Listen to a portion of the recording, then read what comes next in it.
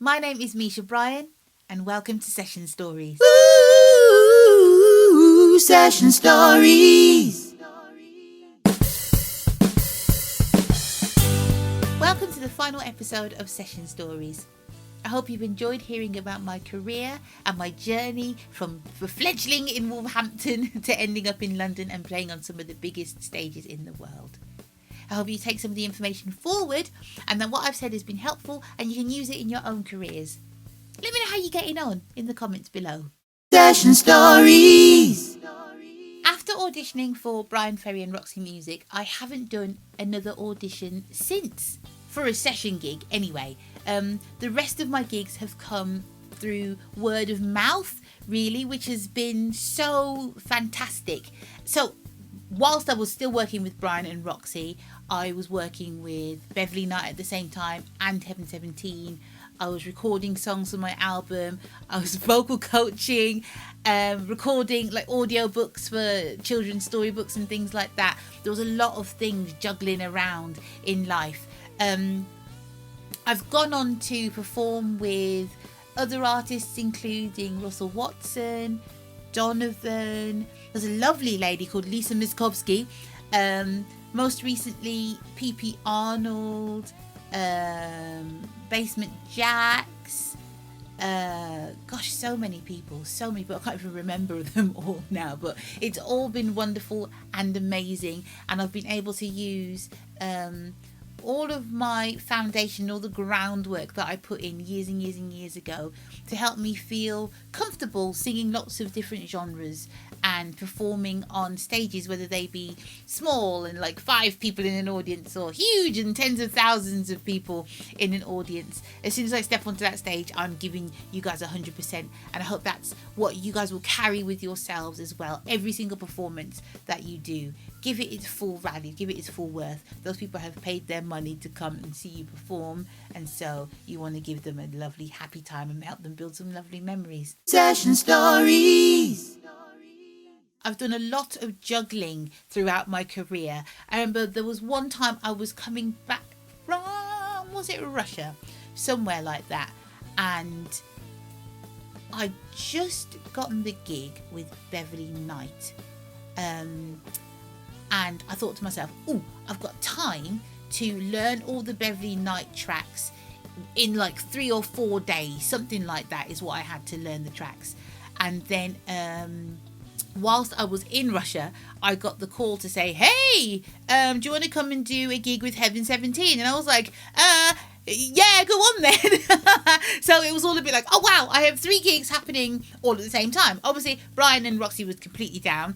And then I was kind of much better with the Beverly stuff. And then the Heaven 17 stuff, I didn't know at all, nothing, not a word, nothing.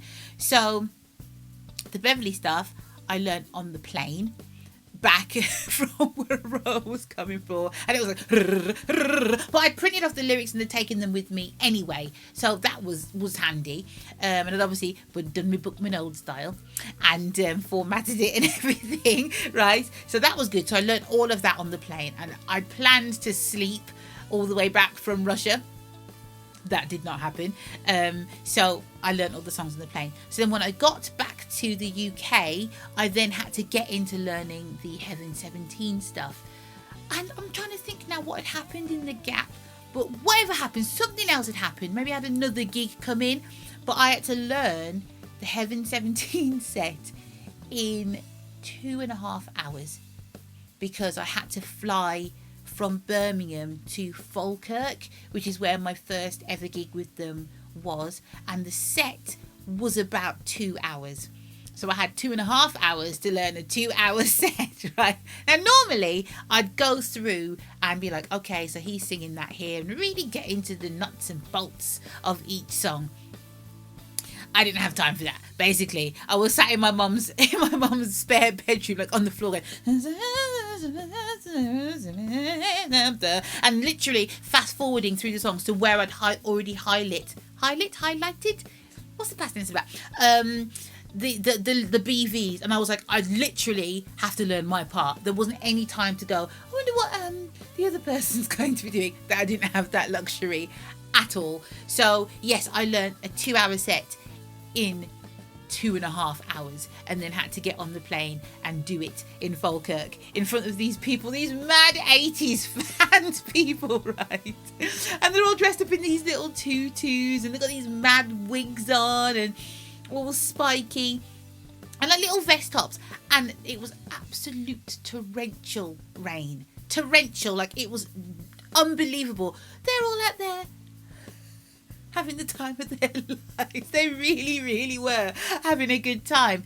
So you must know Heaven 17, right? They did All I Desire, Temptation, Keep Climbing Higher and Higher, and all of that stuff. And people loved it. I'm trying to think now if that was the gig. No, it wasn't. There was another gig that I did with my friend Angie Brown. Da da da dun da da da da da dun da da da.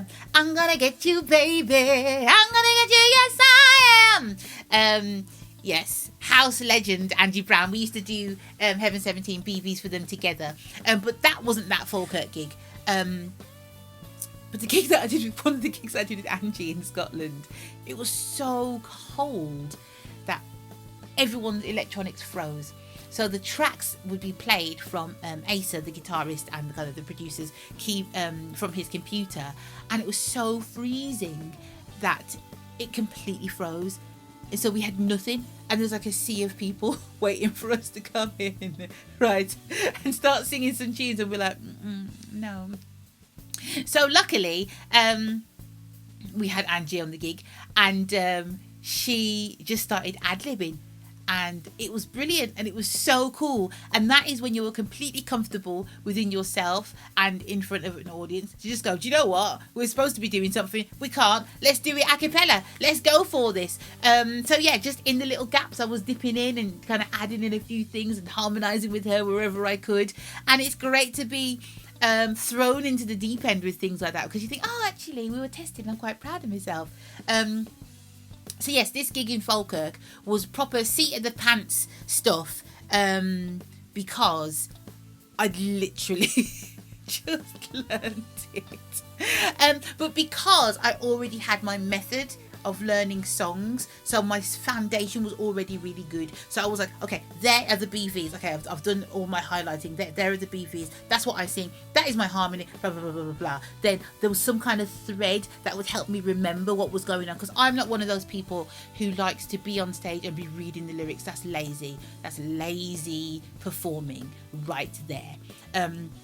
Unless you've genuinely got some kind of memory issue going on, or like there's some kind of stage fright or something going on. If you're the artist, then I'll let you off. But if you're doing BVs, you need to learn the BVs and know what's happening. I don't want to see any music stand. It's lazy. What are you getting paid for? Learn the stuff. Let's make this thing top drawer. Session Stories. So yeah, I didn't have any lyrics in front of me. I was trying to give it loads to the audience, trying to vibe with the other BV that was with me. And I got through it and didn't make any mistakes. And it was one of those things you think, we got that one there, Mish. That was good move. So yeah, juggling between Brian and Roxy, because also they'd be different as well, different gigs. With Brian, you would do different songs that you would do with Roxy, although, you know, there would be the staples that you'd have to do Jealous Guy and Let's Stick Together, regardless of whether you were doing Brian or Roxy. But yeah, the set list would be different, so that was juggling them two. Then I got Beverly Knight, and then I was singing with Heaven 17 at the same time, and so it's like completely different genres happening, but it was fun. With Beverly, I was on the middle harmony, so it fluctuated between being really easy, where I just double her, or whether she was ad-libbing, then I would just come in and just sing the melody, and then really hard. Because it was like, yes, yeah, like trying to fill the gaps between whoever was on the bottom and whoever was on the top. So that was great, and it was a good proper sing. There's been some people where you work with, and it's all lovely and nice. And if you're just there for padding and just for a bit of beef, then that's all good. But so you know, we just have the are. You know, stuff like that is kind of cool. But with Beverly, we were really kind of pumping it out, and we were giving it loads with the hip sways and the clicks and choreography and all of that stuff.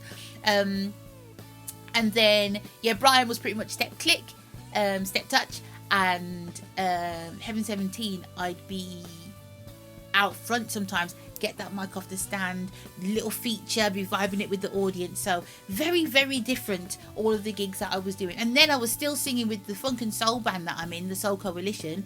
So that was different again. So it was pretty hectic. Session Stories. And stay healthy as well. Don't forget about yourself. It's great to go and do these gigs, but don't forget about your actual physicality, where you need to actually have food in your body to stay fit and healthy. And sometimes I was guilty of not doing that, which is kind of why I became lactose intolerant. Apparently you're born lactose intolerant, but it doesn't always manifest itself. So I was doing loads. I was preparing to support Sandy Tom at our local venue. It's not actually too far from where we live now, and trying to get the promo together and record the album and do all of this stuff. Just got a lot, and somehow I got food poisoning, and then it was all a bit and I felt sick for ages, and then it was like, oh, now you're lactose intolerant. So that wouldn't have happened if I was taking care of myself. So take care of yourselves. We only get one body, and you want it to be helping you to stay alive and stuff. That's beneficial, isn't it? That's always a good thing. Session Stories. If you've enjoyed Session Stories, feel free to give me a thumbs up, hit subscribe, and don't forget to click on the bell icon so that you don't miss any future videos. Session Stories. I write my own songs, and my album is called Maybe Today, and I would always take my guitar on the road with me. I'm not Pat Metheny, like don't be looking for anything special. I'm not Santana, right? But I'd always try to practice and carry it around with me as much as I could. And one day Brian heard me practicing and asked me if I'd like to do the support slot, and so obviously I just died. And said yes, even though I was completely terrified. And lovely Ian Dixon came and played saxophone with me. And I was so nervous. I played the most bum notes and chords in the middle. But Ian was really supportive. And it was such a great thing to do, because to perform my songs in front of thousands of people who didn't know me from Adam was just the most fantastic experience. And for Brian to believe in me enough to give me that support slot was really, really cool. So yeah, I've done loads of gigs with my own stuff. We've been on the BBC radio loads of times, festivals here, there and everywhere. The album still sells in Australia, New Zealand, across Europe, so I'm really, really proud of the album. So check it out. Go to my website, mishbrand.com, and there's the links to iTunes and Amazon and stuff, and you can have a little sneaky peek on there, or if you want, you can have a little download and buy it, and then I can eat Cocoa Pops. Session Stories. In the same vein that I'm talking about looking after your body and looking after your health and everything, look after your mental health as well. Remember to keep coming back to yourself, and don't forget about your own creativity. With me juggling all these gigs at the same time, there'd be months that would pass when I wouldn't write a song, for ages and ages, and it would just be such a shame, because obviously it's an art, isn't it? The more that you write, the better that you get, and so I'd forgotten about myself for a while. So then that was when I started bringing my guitar on the road, and made sure that I sat down and wrote some songs. Made sure and just checked in with myself. How's my technique doing? How am I doing? How am I feeling? How am I looking? Because you can forget. And there were so many times, like I said before, where I was just too thin. And obviously people are really polite and won't tell you that you're too thin at all. But it's something about being real. So keep writing your songs, keep practicing, ocarina or whatever it is. Learn about building a brick wall or something. Make sure that you have things outside of just touring, because it makes you more of a rounded person. You get more experiences, and then you'll have actually more stuff to write about and more stuff to talk about, which is really, really good.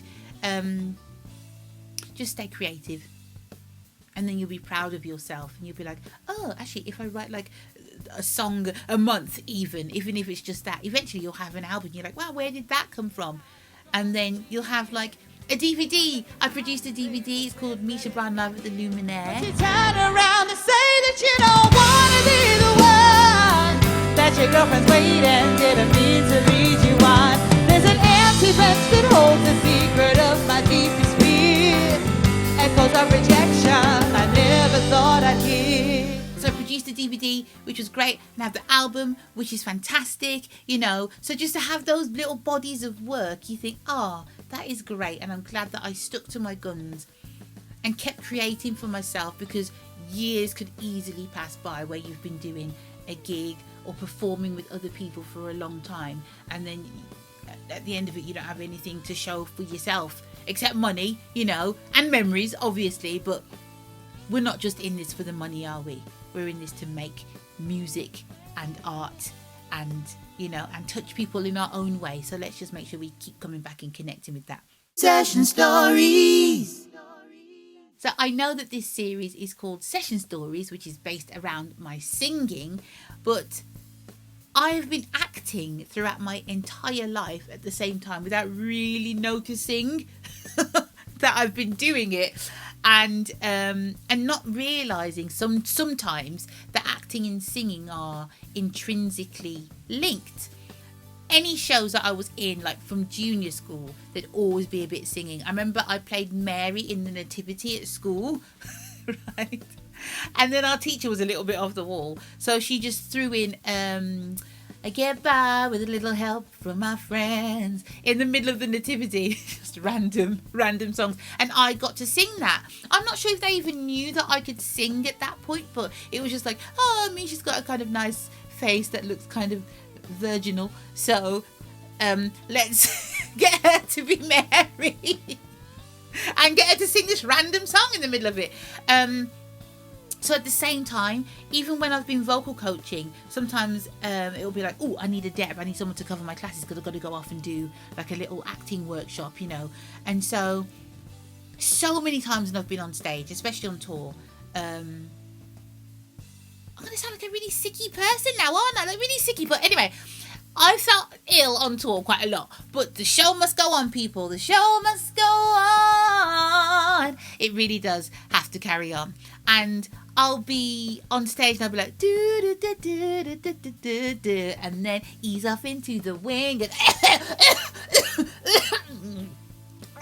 then do do do do do do do, and the audience would never know. So the whole time if you're acting, you're putting on a show. You know, sometimes you just get into it and you'll get that kind of like zen-like feeling where you're just into everything and it's all lovely and nice. And then there'll be other times where you think, oh, I could actually sit down right now. Don't feel like having a sing. Just want to go and have a sit down. But your audience can't know anything about that. So you just have to keep on singing through and performing the whole time. So you're acting. There's been times where I've done sessions where the song is terrible and you're like, yeah, it's good, it's fine, but it's nothing to do with you. You've been paid to come in and do the session and record your vocals, and that's it. So whatever it is, you can't be singing a song like, it's rubbish, and let let whoever's listening to it know that you don't think it's very good. You've got to give it all full beans at all times. So the singing has really helped with my acting, because I like to do comedy, and so in order to be comedic, you've got to have good timing, and you've got to think about whatever inflections you're going to use within something to make sure that it's funny. So the two are running together at the exact same time, and I'm so glad that I've been singing for all of these years, because the meter that you choose to perform a certain line within a bit of script determines whether you're going to be believable or not. Even if it's just a big scream or something like that. You probably saw my performance in The Witches with Anne Hathaway and Stanley Tucci, and pretty much all I had to do was just go and scream the whole time. But if I hadn't had all of my vocal training, then it wouldn't have been as funny in the film, because I kind of do a little thing where I have to scream but I decided in a few of the takes to go like that. And so being able to change the placement and the colours in my voice really helped to make it funny, and the crew were like trying to hold it together. So if you happen to have downloaded it or bought the DVD or whatever, listen to what I'm doing as Octavia Spencer. No, as I push Octavia Spencer through the door and then shut it, and then as I'm running down the hallway, listen to what I'm doing with my voice. Session Stories. So singing has really, really helped with my acting career. I now have a fantastic agent, and I've been lucky enough to get some TV work as well. The first person I played on TV was a midwife in Doctors. She was being bullied at work, and it was terrible, so she had to be all meek and mild and all of it like that. But I was making sure that I was gentle and calm, and also I had a baby too. She was so cute. Her name was Fern, and she was the cutest little thing, on my word. So I was having to deal with this baby and kind of bounce her and keep her calm, and deliver my lines at the same time. And I've got to say, breathing, the first thing to go out the window whenever you're a bit nervous or you're a bit excited about anything, is your breath. So as long as you keep that under control, then everything should be fine. As I said before, there's always way more time to get the lyrics out if you're singing a song, the lines out if you're saying lines from a script. There's way more time, and just thinking about that breath and controlling that breath is going to help you. You'll feel like Denzel Washington in The Equalizer, you know, the bit when he's about to beat everybody up and it goes all slow like that. That's how you'll feel if you make sure that you control your breath. So yes, my midwife had to be kind of meek and mild, but I did it with a small but well supported voice. So I was making sure that I spoke through to keep some of that warmth and that softness, and maybe using a bit more of an aspirate tone. The second character on TV that I played was the manager of a bingo hall in Shakespeare and Hathaway, and I had to kill somebody, I had to be mean, I had to pretend to be all bubbly and lovely and nice, and then I was a bit of a brute really at times, so I was kind of getting a bit more glottal at times, and I had to be more kind of heady at the times, you know, but everything was staying well supported. It's one of those things where you think, I've got to be able to give it loads but stay free and open and healthy here. And then I've got something that I'm about to film coming up where I've got to be very bouncy and lively again. So I'm experimenting with voices, darling, and I'm here and I'm like, oh my gosh, you know, all of these voices here that I'm using. So it's a case of, I think I said it in the first or second video, a case of not taking yourself too seriously, getting used to hearing your voice in different tones, in different timbres, and not feeling silly when you're doing it. The singing really, really has helped with the acting. And if I wasn't as comfortable with my singing, then I don't think I would have gotten as many parts as I have. Keep open, keep those avenues open. Don't just sing. Make sure that you play a bit of percussion, maybe write a little something, maybe produce a little something, maybe see if you can act a little something. You're probably acting anyway if you're singing, so get in there, perform. But if you can, just think about those people who have come for a good night out. It might be someone's first ever gig that they see ever, and you might inspire them to go on and be in the industry. It could be their last performance ever that they see, and that might be just a lovely, happy memory for them to take with them. You know, whatever it is, give it your full, give it your all, 100% at all times. Ooh, Session Stories. So stay open, stay happy, stay free, stay creative, and most of all, enjoy whatever it is that you're doing. at the end of the day, that's the most important thing in life. If you have any comments or questions, feel free to leave them below. Thanks so much for watching, and until next time, happy singing. Ooh, Session Stories.